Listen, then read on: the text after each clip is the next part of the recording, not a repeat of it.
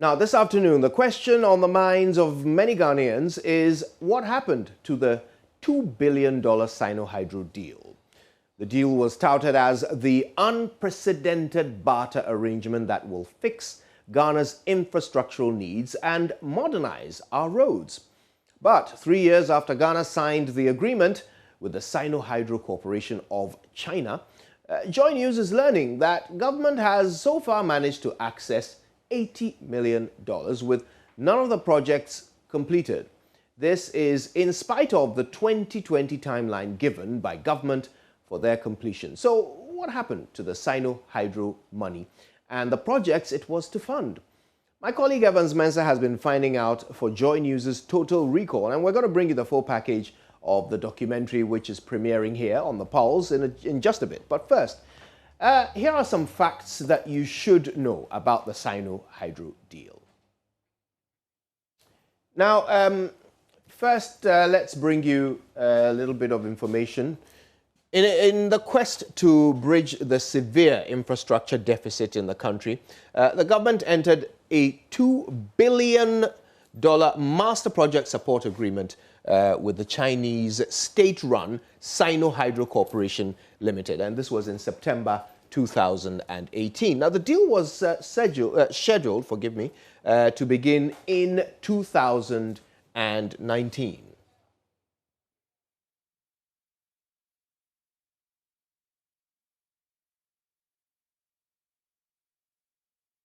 Now, under the deal, Sinohydro, which is a hydropower engineering and construction firm, will finance and execute the construction of infrastructural projects across Ghana. In exchange, they would also have access to sites where they can mine bauxite.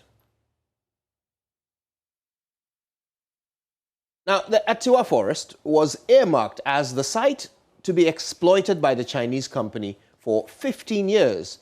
Atiwa Forest, by the way, is a 26,000-hectare area, rich in bauxite and other mineral resource deposits like manganese and iron. Now, the United States Geological Department says that the Atiwa Forest holds more than 960 million metric tons of bauxite reserves, and the whole thing is valued at more than $500 billion US. JoyNews learned that the government has only managed to access $100 million of the first phase of this project. Let's learn some more. Now, Lot 1 is supposed to be, this is Lot 1 of the infrastructure projects, is supposed to be the construction of Accra inner city roads, a total of about 84 kilometers of road located in Trobu, Anyaso, Tium, Domekwa, Benya, Adenta, and Teshi are to be constructed under Lot 1. Lot 2 will be in Kumasi and Mampong, where again, it's inner city roads, a total of 100 kilometers of inner city roads in those two areas, Kumasi and Mampong. Lot 3 is supposed to be the construction of the Tamale interchange. Lot 4 is the PTC roundabout interchange in Sekondi Takoradi, and this is supposed to be the first interchange ever in the Western region. Let's have a look at the remaining lots. So here we go. Lot 5, dualization of the Adenta-Dodowa Road, a very key road. 14 kilometers of the Adenta-Dodowa Road. Lot 6, construction of Sunyani Inner City and Brekum Township roads, a total of 39 kilometers or so in Sunyani and Brekum. Let's learn some more. Lot 7, construction of Prestea Township and Cape Coast Inner City roads, about 32 kilometers there. In Cape Coast and Prestea. Lot 8, upgrading of selected feeder roads in Ashanti and Western regions, about 68 kilometers to be upgraded and rehabilitated. Which takes us, of course, to the last two, lots 9 and 10. Lot 9 is Akimoda, or Fuase Road. This is to be rehabilitated, 38 kilometers of it.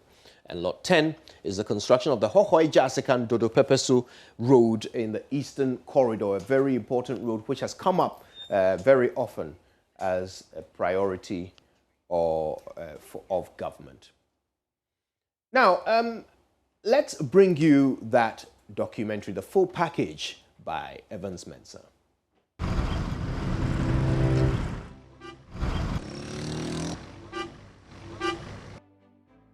Traffic, crazy snaking traffic. As far as the eyes can see, and as you can see behind me, this is the Adenta Dodowa Road. It used to be pretty easy to drive on in the morning and in the evening, but it has become a hotspot for traffic and a great border for those who live on this stretch. There are sprawling communities coming up on this stretch. This all the way to Oyibi. You have Ashiye, and then you also have places on this stretch with upscale middle-class residential areas, which has become pretty attractive for the middle class. The reason why in the last 2 years, this road is possibly one of the most traffic-prone areas in the Greater Accra region. What people have to do in the morning is wake up as early as 3 and 4 a.m. and avoid the main road, because if you stay on the main road, it's going to take you more than 3 hours to make a stretch that would ordinarily take you 20 minutes to travel. So what they do is find alternative routes. Now, this is one of the alternative routes that those who live on this stretch, who have to, on the daily basis, deal with the crazy traffic, have resorted to. These routes, as you can see in the background, is terrible in its own nature. It's not asphalted at all. It has gullies in it. It has craters in it. But people have to bear with that. That is the only way you can dodge the traffic. And it snakes by itself through the meandering communities in the connecting routes that join the main road. And so many have had to resort to this, as you see in the background, risking their own cars, their own health, and of course, having to pump a lot of money in repairing vehicles. For those who live in this particular community and on the stretch from Adenta all the way to Oyibi and Dodowa and beyond, it has become a living hell. But this is one of the roads that was touted a few years back as one that has been approved under the Sinohydro Deal. It was supposed to have started years ago, but it hasn't started. The promise to get this road fixed and dualized, which was approved by Parliament as part of the first lot of the Sinohydro Deal, hasn't materialized. And many of the residents in this area and in this community on the stretch are still hopeful that it will happen, that the politicians will keep their promise.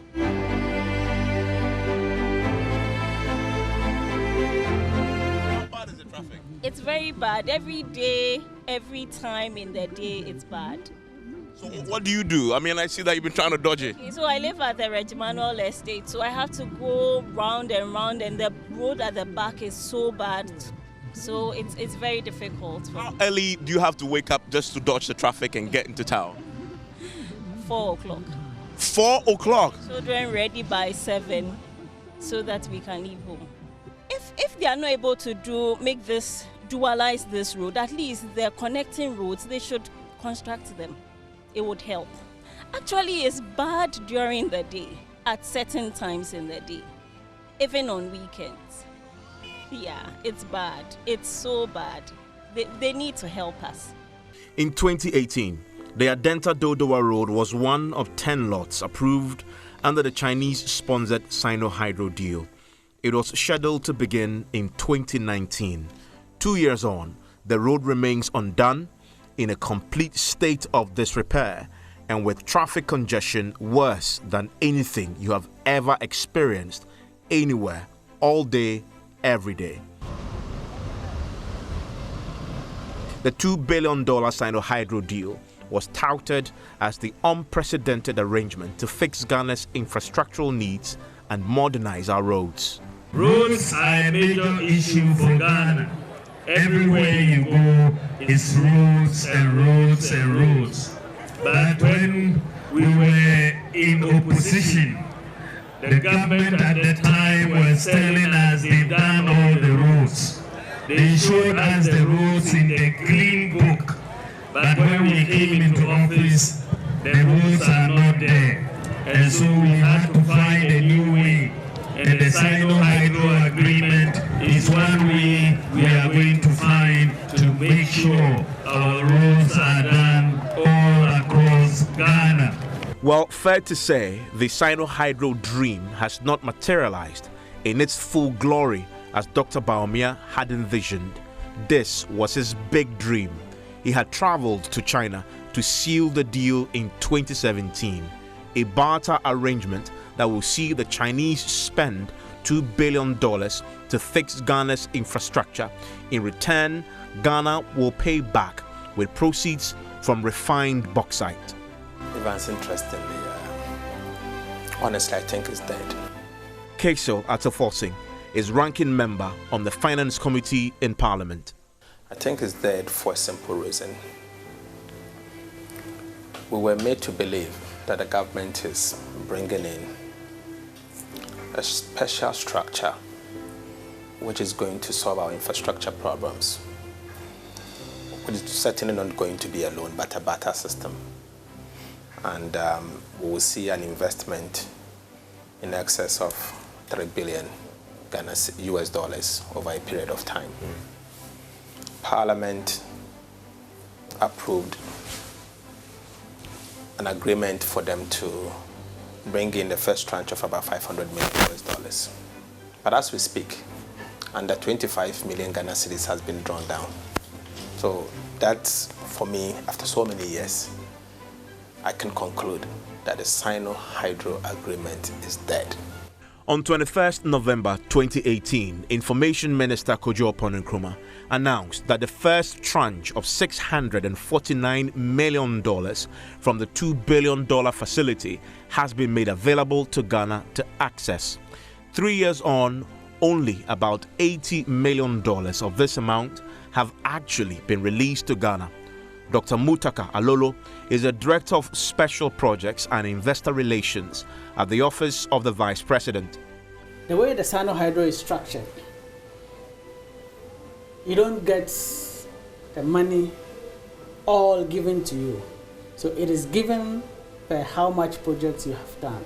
So out of the 6 lots that have been approved, works are ongoing. So at every stage they raise IPCs. The 6 lots that have been approved, about 300 and something million, that's what has been approved. That's what is ongoing. So the 300 million, 300 something million USD, yeah. That all that money hasn't been given to government. So the work needs to be done. Our engineers here will certify that this work has been done. Then they draw down the money. They pay, the banks pay the money. That is only then that it becomes a liability on us. So we have this, so far I think we've drawn down about almost close to 80 million, but $80 million. $80 million. To put this in context, the Sinohydro deal is a $2 billion facility, out of which $649 million was made available in the first tranche for Ghana to access. So to have accessed only $80 million in 3 years raises red flags. As it turns out, the Chinese will only actually release the funds to Ghana when we show evidence of actual work done in executing the projects. Dr. Alolo again. The bank will not just give you the money. If they give it to you, you can go and do anything else with it without. So they want to see evidence of you actually started the project first? Exactly. Before they release the money? Before you can access? Because before you can take the money. Before the money you can draw down? The money has been released for a specific project. So they want to see evidence that the work has been done before they pay. Okay. Yeah. Clearly, Ghana has not done enough work to warrant the Chinese release of more Sinohydro funds. Out of the 10 projects approved by Parliament, none is yet to be fully complete. 6 have started and are at various stages of completion. 4 others, including the Adenta Dodowa Dual Carriageway, which was scheduled to start in 2019, have not started at all since Parliament, by a resolution dated 28th July 2018, approved the Master Project Support Agreement. If you live on the Adenta Dodowa Road, Dr. Alolo says expect the project to start hopefully next year. You know, as you are aware, last year was very slow. COVID literally slowed everything. China literally closed down for almost a year. So things were quite slow.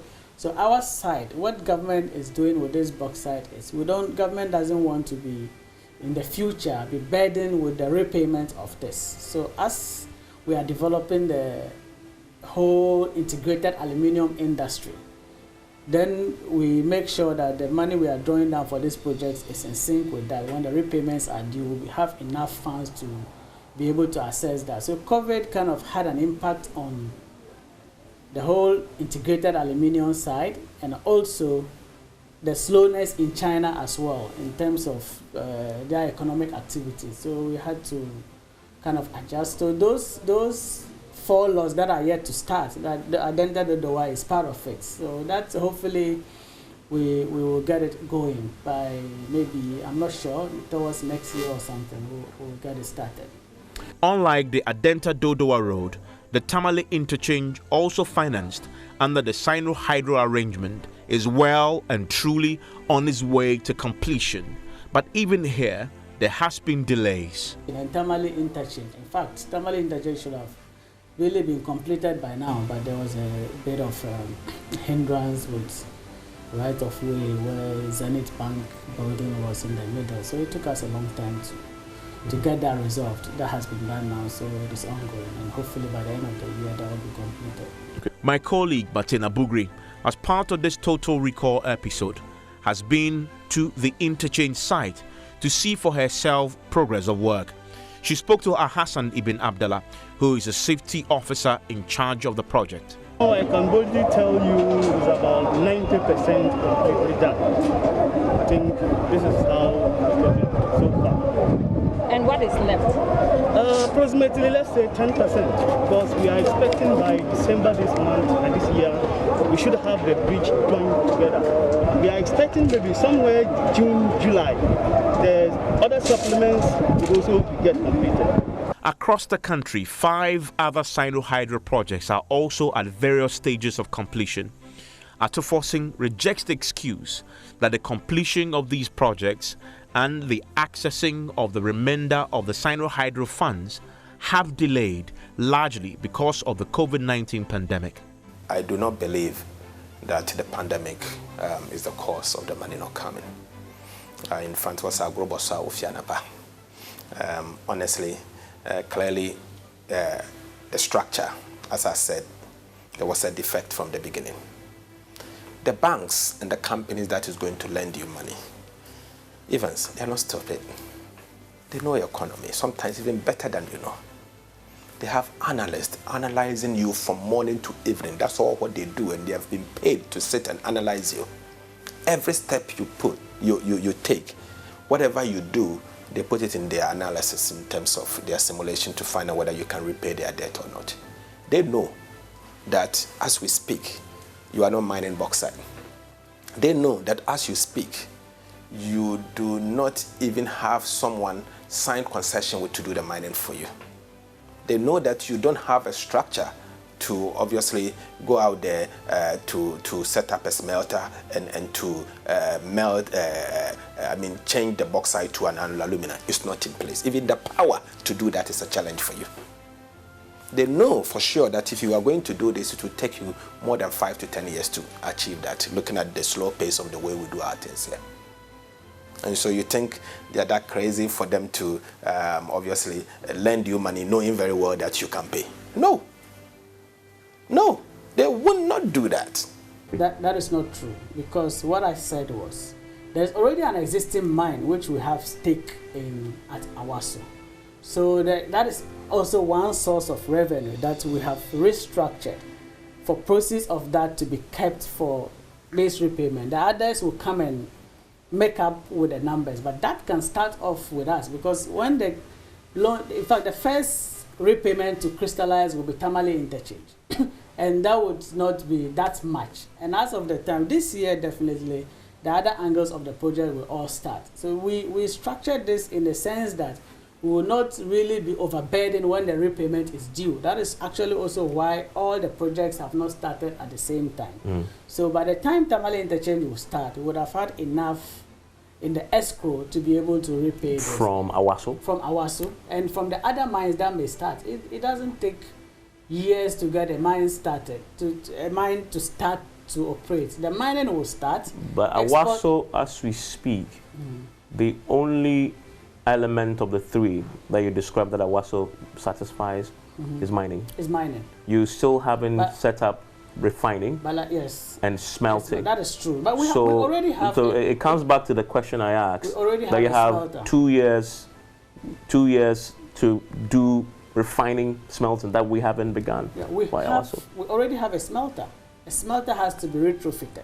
Yes. And plans are far advanced on that aspect as well. I'm just even talking about Awasu with the mining.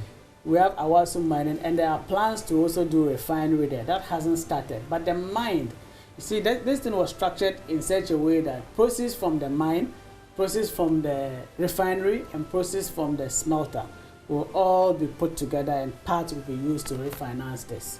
So once the mine is operational, there will be proceeds coming from there that will be used to service the repayments, while the others will come on stream. Okay. A key block of the Sinohydro deal was the establishment of an integrated aluminium industry in Ghana that will refine Ghana's bauxite, make money, and use the proceeds to pay off the Chinese. The Ghana Integrated Aluminium Development Corporation was set up to lead this.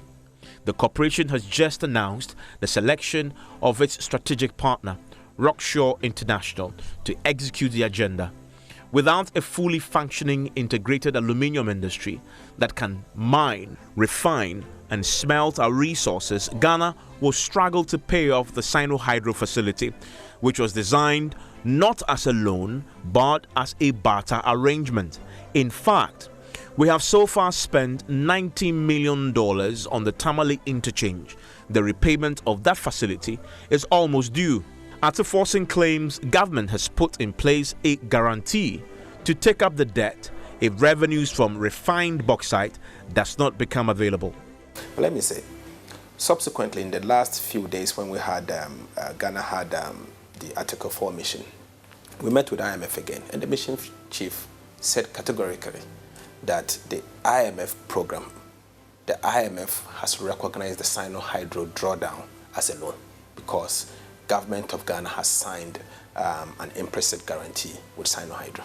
Okay. So what it means is that the current 25 million, when it's time for us to pay, government of Ghana is the one that's going to pay, and we are going to pay this from public fund. We are paying it from the traditional structures that we use to repay loans. Have you given a guarantee to the Chinese in case you are unable to use bauxite, refined bauxite, to pay? But this obviously is clear. When we structured this, we structured it on the back of the bauxite. But of course, it is government standing in for this. So if you are not able to pay, government will have to step in. But we can't default, and we will not default. Yes. Before the first repayment, there will definitely be proceeds from either the bauxite mining into the escrow for the repayment. But of course, in case that doesn't happen, government would have to step in. And pay through traditional means. But, well, when you say traditional means... The way we've always paid other loans. Yeah, well, it could be, but government didn't go to sleep on this. These processes are already ongoing. The integrated aluminium thing is going to happen. Well, for residents on the Adenta Dodowa Road, they cannot wait any longer. If it's going to happen, then it must happen now. It's really, really bad. I mean, we wake up early, but yet still we get to school very late. And the kids get tired. You have to wake them up very early. I think I wish they could dualize the road like what they've done with the Ebru road. That's the only solution to our problem.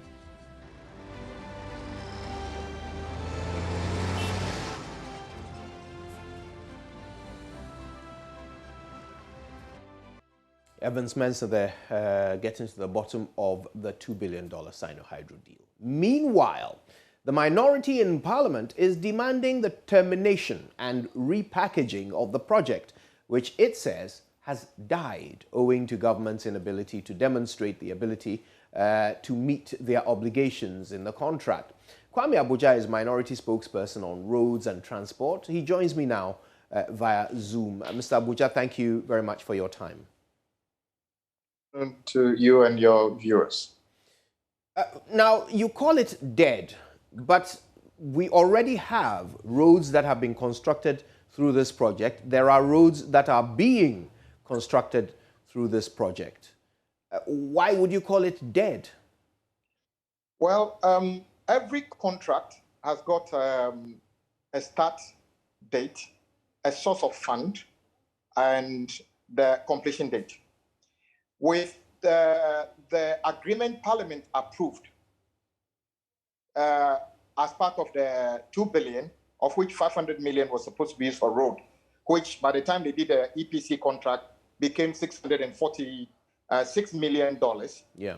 All the project in lot 1, the first phase of phase 1, which is the 10 project, should have been completed by 31st December 2020. So when I hear people say, the gentleman that Evans interviewed said, that is why they have decided to do only thermal interchange and others later. He was probably not in this country. Parliament did not approve the 10 lots to be done in piecemeal. They were all called, phase 1, which was supposed to be completed within the same period of time. Why do we say it has failed? Honorable Ato Forson has already explained. This has nothing to do with PATA. It is purely government running away from adding to the national debt because they need to capture it. So they said it's PATA. But if you read the actual agreement, it is as good as a loan agreement. So the money that has been expended so far will be captured as government debt. If you award a project to a contractor and we are ending the 3rd year, he's not been able to complete one project, the terms of the contract should have made you terminate that project without recourse to even the contractor. The Sinohydro does not have the capacity to do all this, and they can't draw down the money which they claim they have, because they probably are also looking to borrow the money from somewhere. So why are we pretending that this Sinohydro thing is a live project when after 3 years we can't complete one, and 4 of them actually hasn't even started at all? It's a shame. Well, as we understand the terms, it is really a lot up to the Chinese whether or not a project can begin, because they will obviously have to approve our proof of execution before the drawdown happens, and it's the drawdown that will enable the projects to continue and proceed to a conclusion. So there is a lot of it that is in the hands of the Chinese. Very similar to the deal that we had with the China Development Bank some years ago. So is it not just a matter of working with the Chinese to ensure that we can get the proof of execution approved so that the money will be released? No. When we approved this agreement, if you read the parliamentary Hansard, we raised the issue about the capacity of Sinohydro being able to do this project, $600 million worth of project within 24 months. The NPP insisted that Sinohydro is a world-class organization and could do all of this. In fact, since it's not a loan, government of Ghana is not disbursed. In other words, Sinohydro have got their own money, and we have given them employers a requirement, that is, build Dodowa Road, build this within 24 months, which they have woefully failed. Ghana government hasn't have any hand in this, except to say that the agencies under the road ministry would supervise the work. But if the guy is not on site working, what are you going to be able to supervise? So they have totally failed this project. They can talk about, yes, we are doing something here, we are doing something there. But the truth is that if after 3 years, a 2-year project hasn't started on 4 sites, and the most advanced site is, in fact, if somebody tells you Tamale interchange is 90% complete, the person doesn't know what he's talking about. If you go to the site now, there's a lot of work to be done, which hasn't yet been done. What is left there is not 10% of work. A lot of work has to be done. And I thought I heard somebody also say they have expended $90 million on Tamale interchange. That would have been a total breach of the agreement because none of the lots is even $80 million. So how could they have spent $90 million on Tamale interchange? So we are wide awake on this. We are not against government building roads, but this is a very convoluted, unrealistic, and a contract they have signed. They can take 10 years to complete it and say we have completed. But what is the time value of money? This is not a viable deal. They have to repackage it and find another way of completing it. You and your colleagues are calling for some restructure of the deal. Yes. Is that practical, bearing in mind that almost all the cards are in the hands of the Chinese? I mean, why would they agree to a restructure on a deal that benefits them so much? You have asked a very important question. We raised these questions during the parliamentary debate. Our colleagues on the MPP side wouldn't take reason in anything we are saying. You mentioned the CDB loan. The CDB loan under President Mills was totally different. What we did was to lock in a $3 billion and said we're going to expend this on so many things, including the project you see from Independence Square towards how do you call it, towards La, and then all the way to Junction Mall. All those things were part of the original project. When it came to a point that the government of Ghana decided we're not going to go out because we drew down 1.5 billion and build a Twapo gas and others, we just stopped it. So it was easy for the new government to just go and bring the EPC, the contract, how do you call it, the construction contract to Parliament without the new loan agreement and continue. So it's totally different. Forgive me, Mr. Aboja, but I mean, when you say you just stopped it, that's kind of oversimplifying it. You were trying to access it, but you were not meeting the conditions. So in the end, you had to find out. You had to give up.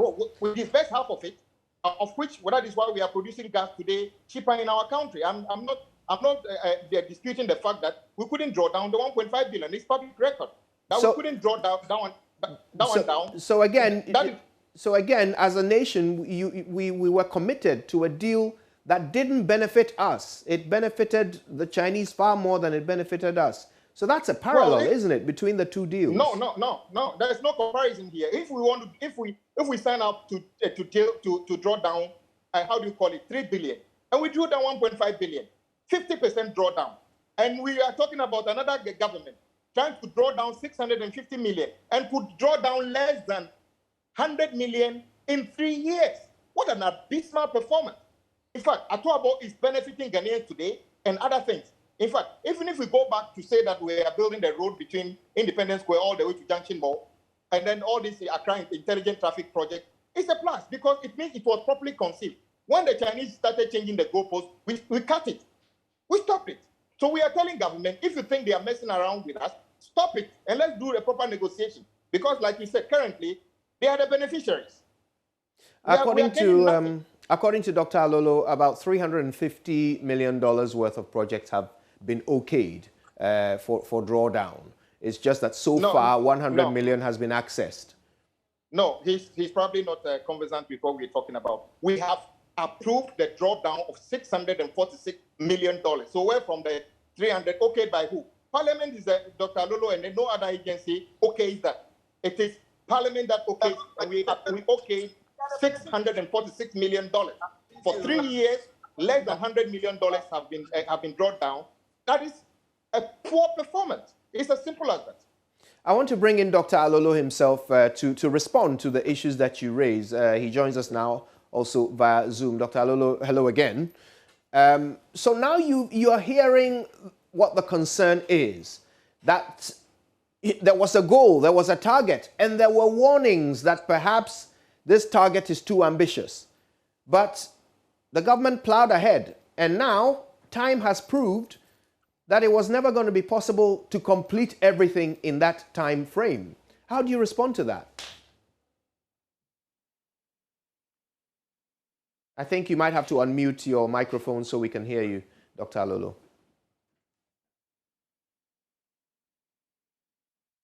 Right, so let's see if we can get Dr. Alolo's sound to work so we can get a response from him. We are speaking to the issue of the $2 billion Sinohydro deal. I believe we have Dr. Alolo now. Yes. Fantastic. Yes, please go ahead. Yeah. What was the question? Because I didn't. Did you ask? Forgive me. Yes, I was pointing out that the minority is now stating what their concern is. That at the time this deal came to Parliament, the suggestion was that everything will be completed within 2 years. They raised concerns about Sinohydro's capacity to complete $650 million worth of construction in 2 years. But the insistence was that it can be done. Now, 3 years in, we realize that, well, not even one of the projects has been completed. So how do you respond to that? Thank you, and good afternoon to you and your listeners. I think this morning on your studio, I explained the whole structure, how the whole Sinohydro deal was structured. And there hasn't been any deviation from how the deal has been structured. In fact, if you read the agreements that went into Parliament, it's clearly stated that these agreements, there will be a commencement date for these projects. And every project will commence based on the day that both parties, all the conditions precedents are met and they commence. So all the projects they all commence on different days. And actually, I don't know of any agreement that goes to Parliament, gets approval, and construction starts the following day. They have to, most of the time, there are a lot of conditions precedents. This was done, and the commencement date for the first 4 projects, like I said in the morning, was December 2019, which is supposed to be completed within 3 years. They have just done, it is not even up to 2 years since the commencement date of those projects. So if you say no project has been completed, it's as if it's past the completion period where no project has been completed. That's definitely not the case. The projects are all ongoing and will be completed on schedule from the commencement date of the projects. Okay, so let's take our time with this. There are 10 lots of projects, all of them, the value of all of them amounting to that $650 million. So That's far, right. $100 million has been accessed. So out of the $650 million worth of projects, we have so far been able to pay for $100 million of it. Some projects have not started. Some projects are near completion. Right. So who is deciding? Because I want to know in whose hands our timetable is. Who is deciding which projects can start when? Are we at the mercy of the Chinese when it comes to that? I wouldn't say we are at the mercy of the Chinese. It's a collaboration or it's an agreement between both parties. So it's between government of Ghana and China. And it is structured. You see, this was done on the back of an agreement that there will be an integrated bauxite development, that proceeds of which will be used to repay this loan. So the projects need to be implemented in sync with the progress of the integrated aluminum industry. So we decided to phase the project. That's why in the first instance, we did not go to Parliament with 2 billion worth of projects. So we went to Parliament with 10 lots of projects. That comes to around 650 million, which will be implemented in phases. So after those projects are done, then we see the progress of the bauxite development as well. Then the next projects, other phase of the next projects will come on stream. Right. So we both decide on how to structure this. We are not at the mercy of China. Okay, so to simplify the deal, and please correct me if I get it wrong, but the deal, this is the nature of the deal. Ghana wants infrastructure and wants to be able to have that infrastructure now on a priority basis. Right. China is willing to fund that in exchange for the proceeds from our bauxite. Right. Now, the proceeds from our bauxite will come when we mine the bauxite, sell it to China, who will then take the proceeds and pay back the loan.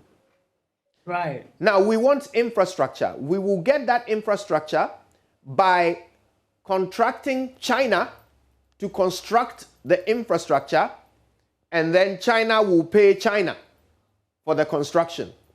So hold on. Okay, yeah, go on. Yeah, so the construction is in the hands of China. The payment is in the hands of China. What is in Ghana's hands? When you say payment, what do you mean? The payment of the contractors? No, the payment of the loan using the proceeds of the bauxite. No, that is not in the hands of China. China is off taking the bauxite. No, we have never said anywhere that it is in the hands of China. You see, we are mixing different things. We never said that the bauxite is in the hands of China. They are off taking the bauxite. We said that that process was opened for other different companies to participate in. So whichever company that has been selected as the partner, the proceeds from that will be used, put in an escrow, part of the process, actually, not all the process, to be used to repay this loan. So it's not necessarily China. If Chinese companies are eventually selected, then so be it. But it's not in the hands of China. The repayment is not in the hands of China. So the deal that you took to Parliament for approval, Right. it did not state in there that the bauxite will be bought by China? No, it didn't. There's no way in the deal that was stated. All right, so we can sell it on the open market, but then we still have to give the proceeds.